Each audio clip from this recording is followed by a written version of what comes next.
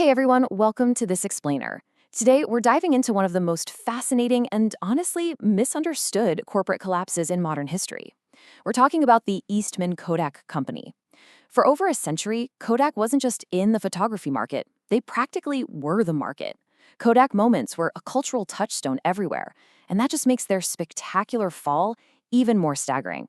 So let's jump right in and figure out how an absolute giant of industry could just let the future slip right through its fingers. So, did Kodak miss the digital revolution? That's the story we always hear, right? Whenever we talk about Kodak, people usually say they were blind or too slow, or that digital cameras just completely snuck up on them while they were asleep at the wheel. But what if I told you that entire narrative is just completely wrong? That's cute, but don't tell anyone about it. Take a second and think about that quote. That wasn't a comment from a rival company. That was the literal response from Kodak's own executive management back in 1975. And who were they talking to? They were talking to Steve Sasson, a young engineer on their own team who had just showed them the exact technology that would eventually destroy their entire empire. Kodak's demise wasn't some tragic accident of missed technology. It was a deliberate corporate choice, which brings us to a major paradigm shift. Section 1, the Great Kodak Myth. They didn't miss it, they invented it. Okay, picture this. It's 1975, and this 24-year-old electrical engineer at Kodak named Steve Sasson just built the world's very first digital camera. Now, it was super crude. We're talking the size of a toaster, a resolution of just 10,000 pixels, and it recorded black and white photos onto a literal cassette tape. It took like 23 seconds just to save one single image. But the crazy thing is, it worked. The idea of filmless photography was basically magic back then. You didn't need paper, you didn't need a darkroom. The profound irony here is that Kodak literally held the keys to the future, decades before any of their competitors did. But instead of unlocking the door, they just locked those keys away in a drawer. So why on earth would they hide such a massive breakthrough? Well, it all comes down to the underlying financial reality. Section 2. The margin trap. The math of disruption. This whole situation is a perfect example of a concept coined by Harvard professor Clayton Christensen called the innovator's dilemma. Basically, it's what happens when successful, well-managed companies fail, not because they're incompetent, but actually because their perfectly rational decisions to protect their current profits completely blind them to disruptive new tech. Kodak's executives weren't dumb. They were exceptionally smart business people. But as we're about to see, they were making mathematically rational choices for their short-term budgets that ended up being long-term suicide. Let's actually break down the brutal math between these two business models. Kodak operated on a classic razor and blades model. The camera, that was the cheap razor. But the recurring consumables, the film, the photographic paper, the processing chemicals, those were the blades. And the gross margins on those chemical blades were massive, like 60 to 80%. Now look at the digital hardware side. A digital camera is a one-and-done purchase. There's no film, no paper, no chemicals to keep buying, and the margins on consumer electronics were a measly 10 to 15%. Going digital meant completely wiping out the highly profitable blades that Kodak's entire empire relied on to survive. And it all really boils down to one specific number: 50 cents. Kodak's own internal financial models projected that for every single dollar of traditional film revenue that digital technology replaced, the company was going to lose nearly 50 cents in gross profit. I mean, think about it. If you're an executive, how do you justify to your shareholders that you're going to deliberately cannibalize your own highly profitable cash cow just to chase a low-margin replacement? It's incredibly tough. And that brutal margin math didn't just stay quietly on spreadsheets. It created a totally toxic internal environment where the company actually began fighting the future. Section 3. Corporate Antibodies. Fighting the Future. Check out this timeline of ignored warnings with me. We already know about the toaster camera in 1975, but then, in 1981, Kodak's own head of market intelligence, Vince Baraba, ran a huge internal study. The conclusion? Digital was definitively going to replace film, and Kodak had exactly a 10-year window to get ready and restructure. 10 years! Imagine having a full decade's head start on your industry's disruption, but they completely squandered it. Flash forward to 1989, Steve Sasson actually builds a functioning DSLR prototype that takes a memory card, and Kodak's marketing department literally blocked it from being commercialized because they were terrified it would hurt film sales. Why would marketing block their own invention? Well, you know the saying, organizations optimize for what they measure.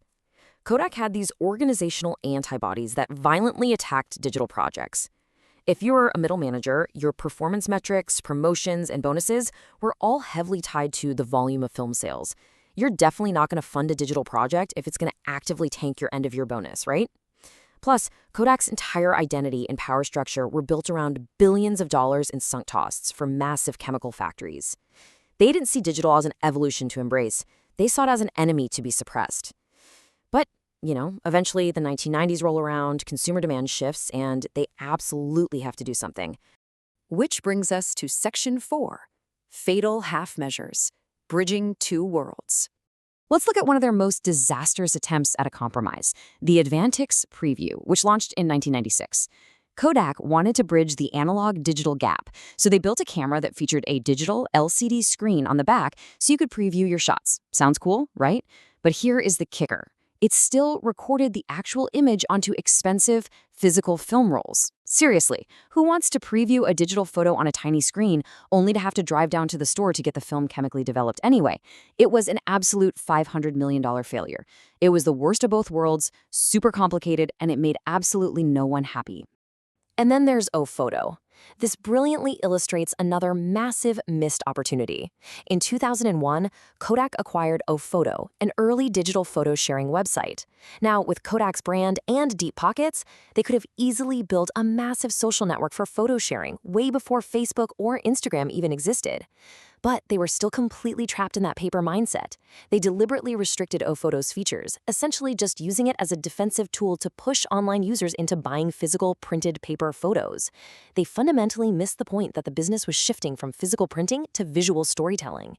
And you can see the results of all this right here. It's just a catastrophic collapse.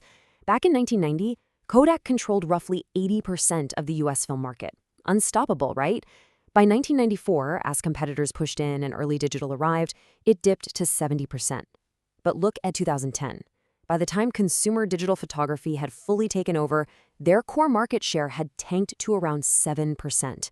The very thing they sacrificed everything to protect was completely obliterated anyway. So the steps to their decline form this tragic, perfectly predictable staircase. Step 1. Protect that high-margin film business at all costs and ignore your own early inventions. Step 2, panic slightly and build weird defensive hybrid products that nobody wants. Step 3, finally try to enter the digital hardware market in the early 2000s, but it's way too late, the market is crowded, and you just can't survive on those razor-thin margins. And that staircase led directly down to Kodak filing for Chapter 11 bankruptcy in January 2012. Now, some folks might argue that the death of film made Kodak's collapse completely inevitable. But that is absolutely not true. Section 5. The Fujifilm difference, adapt or die. Let's look at Fujifilm. They were Kodak's biggest rival, right? And they faced the exact same existential threat at the exact same moment. But while Kodak defensively clung to traditional photography and printing until they went bankrupt, Fujifilm did a complete 180. They looked in the mirror and asked themselves what underlying technical skills they actually had, and then they aggressively diversified. Here's a wild example for you. Keeping photographic photos from fading relies on preventing oxidation. Well, Fujifilm realized that preventing human skin from aging also relies on preventing collagen oxidation. So they took their massive expertise in film chemicals and pivoted right into high-end cosmetics. They also expanded into healthcare, optical films for LCD screens, and advanced materials. Today, Fujifilm is absolutely thriving as a roughly $20 billion diversified tech company. Kodak's death was a strategic choice, not an environmental inevitability. The tragic irony of this whole story is summed up perfectly by Kodak's own founder, George Eastman. He once said, "The world is moving, and a company that contents itself with present accomplishments soon falls behind." Eastman built his whole company by being a disruptor. He literally disrupted the dry plate photography market with roll film, but generations later, the management running his company forgot those disruptive roots. They got totally comfortable with their present accomplishments. So, as we wrap up this explainer, I really want to leave you with a provocative thought. Put yourself in the shoes of those Kodak executives back in 1975. What would you do if a brand new invention, one that your own team created, threatened 80% of your current income? Would you have the courage to cannibalize your own success today so you could survive tomorrow? Or would you try to hide that toaster-sized camera in a drawer? Thanks so much for joining me on this explainer. I hope this helps you spot the innovator's dilemma in your own life or business. Keep learning, and I'll catch you next time.